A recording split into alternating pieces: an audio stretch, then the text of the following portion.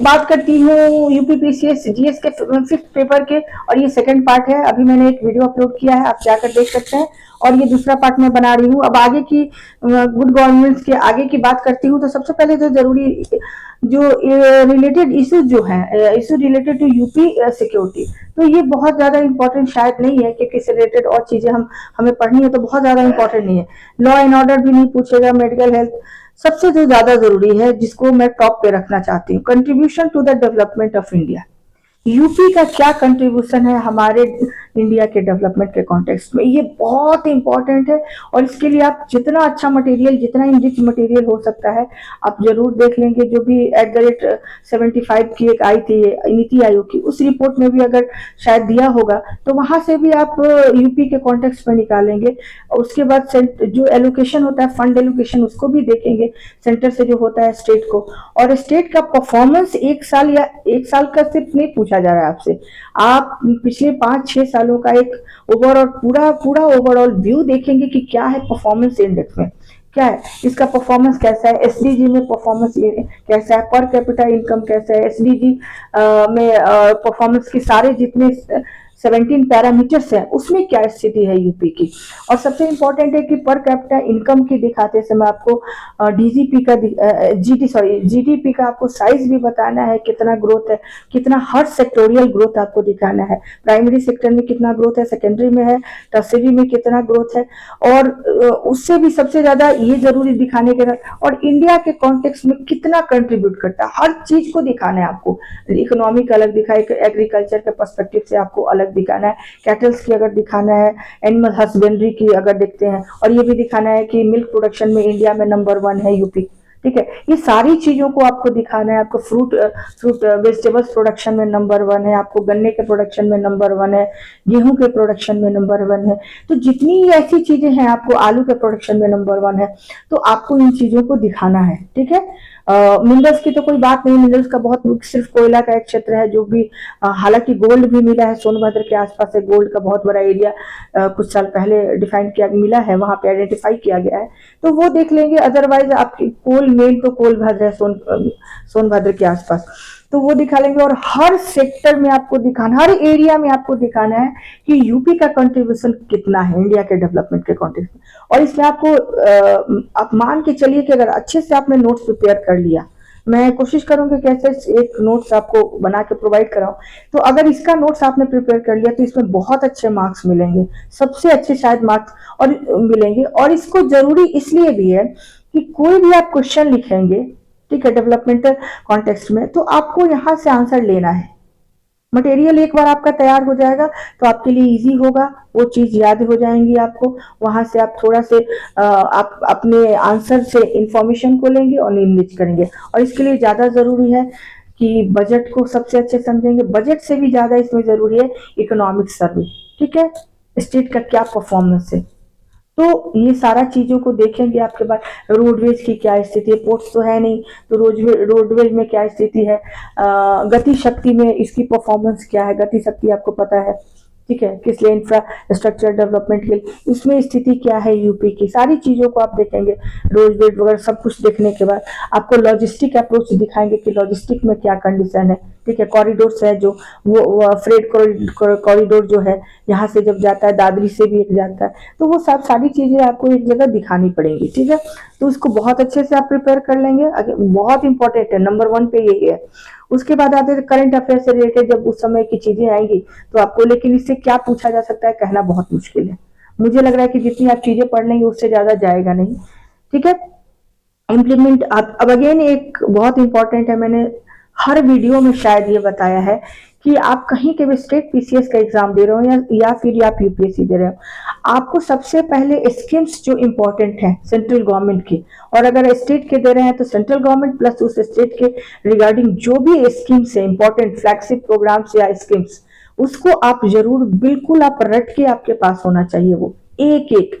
अब जैसे देखती है इम्प्लीमेंटेशन ऑफ जल शक्ति मिशन जो है ठीक है, उसका इम्प्लीमेंटेशन क्या है, उसका सबसे पहले पर्पस क्या है। पहले तो 2024 तक इसका टारगेट था कंप्लीट करने की, कि हर घर में, हर ग्रामीण घरों में, ठीक है, जो नल होना चाहिए, नल का जो पेयजल होना चाहिए, नल नॉट पेयजल, नल का पानी होना चाहिए, उनको प्रोवाइड कराना है 55 लीटर पर डे पर पर्सन, ठीक है। ये सबसे पहला था 2024, लेकिन उस डेट को एक्सटेंड करके अभी 2028 कर दिया गया। और उसमें खास बात ये है कि यहाँ महिलाओं के लिए एक एम्पावरमेंट का सबसे बड़ा एक यहाँ पे अपॉर्चुनिटी है, क्योंकि महिला की एक टीम तैयार की जा रही है जो उसकी क्वालिटी को मेजर करेंगी, क्वालिटी देखेंगे, चेक करेंगे, नॉट मेजर, क्वालिटी को चेक करेंगे, उनको किट प्रोवाइड कराया जाएगा, ठीक है। तो इसके कारण क्या होगा, महिलाओं को एक रोजगार में जुड़ने का अवसर मिल जाएगा। जैसे मनरेगा में भी जुड़ी है, वैसे ही पंचायती राज में जुड़ी है, वैसे ही यहाँ पे भी उनको रोजगार में जुड़ने का एक बहुत अच्छा अवसर मिल जाएगा। तो आपको महिलाओं के, अगर वुमेन एम्पावरमेंट की बात भी हो रही है, तो उसमें आपको जल शक्ति मिशन को जोड़ के देखना है, सारे डायमेंशन आपको ध्यान में रख के चलना है। 5-6 डायमेंशन हर क्वेश्चन में होते हैं, ठीक है, वो सारी चीजों को देखना है। एक में दिन में बोर्ड पे पूरा आपको स्ट्रक्चर फॉर्मेटिंग करके बताऊंगे कि किसी क्वेश्चन के कितने डायमेंशन हो सकते हैं और उसे हमें कैसे कैसे कैसे कैसे एक्सप्लेन करना है, वेल एक्सप्लेन होना चाहिए, ठीक है। और देखते हैं कि जल शक्ति मिशन हो गया, उसके बाद अनदर सेंट्रल वेलफेयर स्कीम, वही मैंने बोला, अगेन मैंने बोला कि सारी चीजें अगर जब तक आप स्कीम नहीं तैयार करते हैं, बहुत इंपॉर्टेंट, आप नहीं अच्छा कर सकते, ठीक है। एनजीओ, उसके बाद नेक्स्ट आते हैं NGO issues, contribution and impact.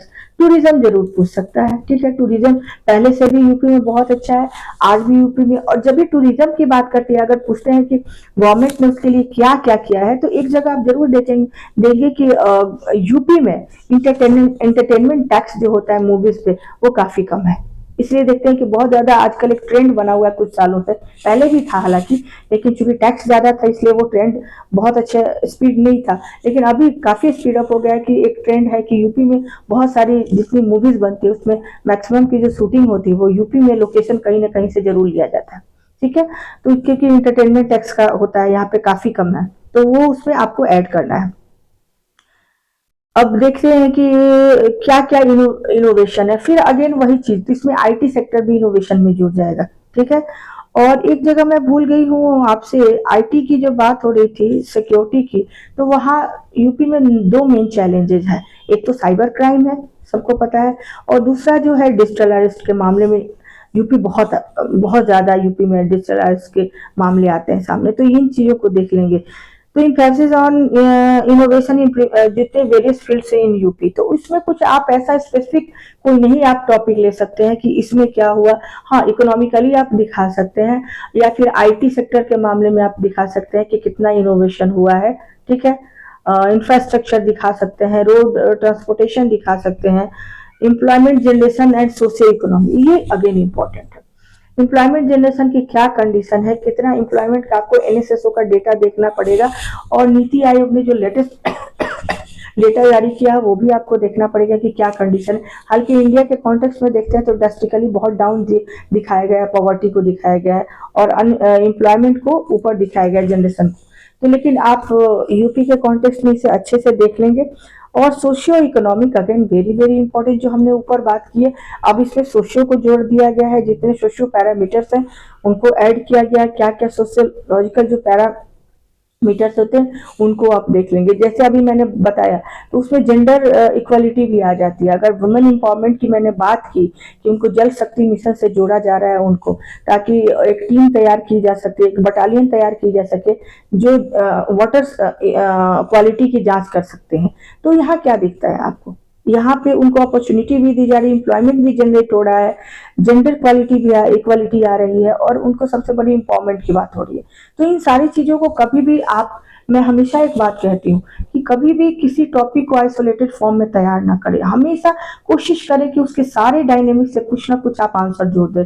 आप 2-2 लाइन 3-3 लाइन भी जोड़ देते हैं, आपको कुछ नहीं भी पता है, लेट्स से कोई भी टॉपिक आपने लिया, जल शक्ति मिशन ले लिया, ठीक है, आपको जल शक्ति मिशन के बारे में थोड़ा पता होना चाहिए कि हाँ उसका डेट पता होना चाहिए, ईयर पता होना चाहिए, उसका पर्पस पता होना चाहिए, और कौन सी मिनिस्ट्री इसमें इन्वॉल्व है वो पता होना। बाकी अगर सोशियो इकोनॉमिक उसके इम्पैक्ट के बारे में मान लीजिए आपसे पूछ लिया जाता है, तो इम्पैक्ट में आप क्या दिखाएंगे, पहले तो सोशियो दिखाएंगे, ठीक है, कि अगर वाटर सप्लाई होती है हर घर तो महिलाओं के लिए ये उनके बच्चे जो ड्रॉप आउट रेट जहाँ ज़्यादा होता है उनके बच्चों का ड्रॉप आउट रेट घट जाएगा, स्कूल जाने की उनकी टेंडेंसी बढ़ जाएगी, क्योंकि उनको टाइम पे वाटर की सप्लाई हो रही है। औरतें जो कामकाजी है या फिर खेतों में काम करती है, एग्रीकल्चर सेक्टर में है या फिर कारखानों में काम करती है, कहीं भी बाहर निकाल के या फिर इधर मनरेगा में काम करती है, तो वो अपने टाइम पे हाउस होल्ड काम करके वहां पे जा सकती है।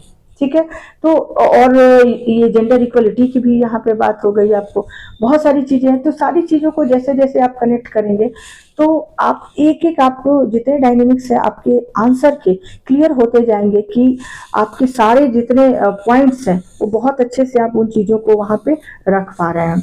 और इकोनॉमिक उसका जितना पर्सपेक्टिव है आपको दिखाना पड़ेगा कि उसमें क्या होता है। अगर जल शक्ति मिशन का इकोनॉमिक पूछा जाए तो उसी तरीके से आपको दिखाना है कि अगर टाइम पे वो घर से निकल जाती हैं औरतें या लड़कियां, तो फ्यूचर में वो एक हमारे रिसोर्स के रूप में लड़कियां क्या हमारी ह्यूमन रिसोर्स के रूप में काम कर लेंगी अगर पढ़ती हैं तो। ठीक है, और औरतें जो होंगी वो इनकम जनरेट करेंगी। ठीक है, और जो पुरुष भी इन्वॉल्व अगर होते हैं अगर पानी की समस्या के कारण तो उनको भी छुटकारा मिल जाएगा। इससे बहुत सारी चीजें आपकी, और पानी की अच्छी सप्लाई होगी तो वो डिजीज फ्री होंगी, कोई इन्फेक्शन नहीं होगा। ठीक है, तो उनकी हेल्थ के लिए बहुत अच्छी बात है। तो इन सारी चीजों को आप जोड़ के देखेंगे। अब नेक्स्ट वीडियो में मैं बात करूंगी नेक्स्ट एक minute 6th paper last paper है। ठीक है, ये भी यूपी से रिलेटेड है तो इस पर भी मैं चर्चा करूंगी। तब तक के लिए मेरे चैनल को प्लीज लाइक कीजिए, सब्सक्राइब कीजिए और कमेंट करना नहीं भूलिए। Thank you.